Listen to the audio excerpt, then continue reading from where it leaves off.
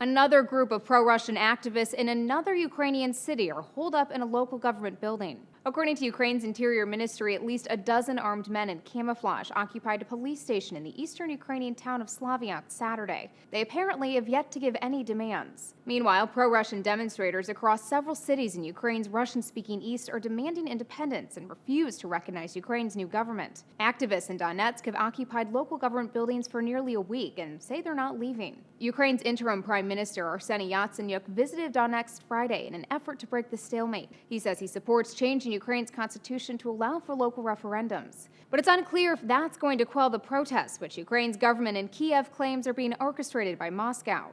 The separatist movement bears a striking resemblance to the events that led up to Crimea's annexation about a month ago, and that has the West fearing cities like Donetsk may also try to break away. Adding to their fears, NATO estimates there are some 40,000 Russian troops that are amassed along Ukraine's eastern border that could be ready to move in just 12 hours. Russia insists they're there just for military exercises, and it has no plans to invade, but Western observers are skeptical. Contrast that with how the Russian media are describing the troop buildup. A UK-based analyst for Russia's state-funded network RT blames the Western media for exaggerating Russia's military activity.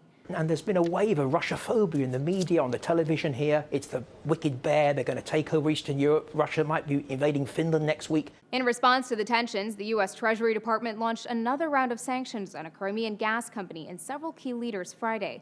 For Newsy, I'm Elizabeth Hagedorn. Multiple sources, a broader view.